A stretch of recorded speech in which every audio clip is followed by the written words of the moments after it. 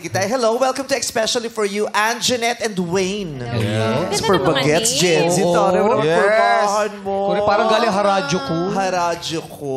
Pero hindi mga pormahan, pwede kang mag-beanie. Oo. Everyday, nakaporma kang ganyan. Beanie Robredo. Kapag ano po, magagandang event. Angat Buhay Foundation. Ang tanong, araw-araw daw ba ganyan ang pormahan mo? Ayun po, kapag pumunta po kami sa magandang event o kaya magandang lugar, para Instagrammable naman po yung mga photos. Yan yung pang-ano niya, pang-diinan niya yan. Pamalakasan. Convincing. Kasi kung araw-araw naman, ganyan yung ganyan na suot mo. Ang effort niyan dahil. Pero baka may basic Saka magastos. version with a socks. Basic version. Nagko-cosplay ka ba? Hindi po. Ay, hindi. Ano, that's just her style. Dati ang mga nagaganyang cosplayers. Ngayon, ano pangka na nila yan? Wala na. Ano na ngayon yan? Normal outfit na ng mga Gen Zs yan. Yes. Oo. It's so cute. May ganyan nga akong boots eh. Talaga, itong... Ano? Yan mismo, hiniram niya nga. Kasya sa kanya. Ang liit naman ang paa mo. Pag umuulan, umiimpis yung paa ko, gumaganon. Tapos pag nabasa, gaganon siya ulit. Depende kung anong level ng pagkabasa. Marami kang ganyan Pag-fishnet. boots? Oh. Konti lang po. Nakakanti lang. Masaya kapag nakaganyan kang damit. Yes po, ayun po talaga. Doon po talaga ako nag-i-invest sa mga damit.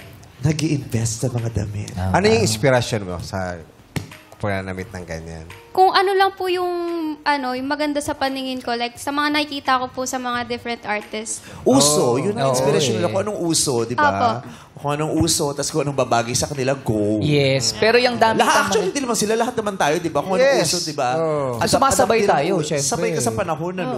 Para hindi ka magmukhang luma. Tama. Ikaw, Wayne, kamusta ka? Okay lang naman po. Hindi ba sumasakit ang mata mo dyan sa tusok ng buhok mo? Style yan! Naka-kimpish hairs eh. Ganyan, pag tumatama sa, Kimpy di ba, hair. may kate, may irita. siyempre, may Gusto irita. natin naka-style yung buhok na, pero pag tumatama na sa ano, di ba nakakaano? Ikaw, sanay ka na. Hindi ka ba ina-allergy dyan? Eh, parang ang pula tuloy ng mata mo. Ayaw mo yung hangin ng sadya 40-40 yan. lang. Kaya nauso dati ba yung inihipan yung yung buhok? Parang sa'yo lang naman nauso. Hindi, uso dati pag Kailan nauso Wala. yan? Tumanda ako ng ganito, wala akong nakasalubong sa Murayta at sa rectum. Gumagano na Diba?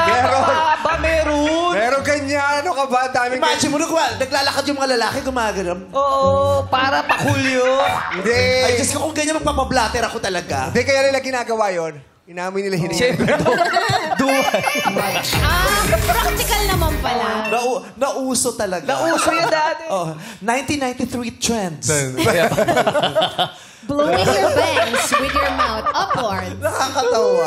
Na-feature sa Preview Magazine. Trends of 1993. Ang alam ko dati, kapag mahaba na yung bangs mo, nakakagat mo na. Oo, Nasa, yeah. di ba?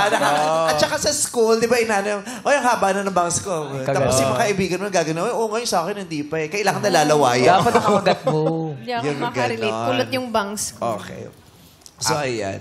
So, siya, okay naman siya. Meron talaga tayong mga tinitiis para sa larangan ng kagandahan Oo, ng mga yes. forma. Accent Oo, yan. kahit Makate, kahit ano. Yes. Parang ng Jim A. Ball. Yes.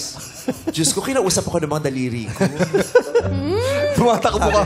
May ano pa bang gusto nating patunayan?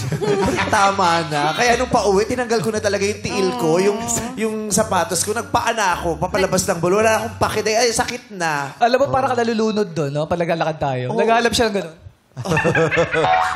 Mamawa ka. Sakit na talaga. Sakit na.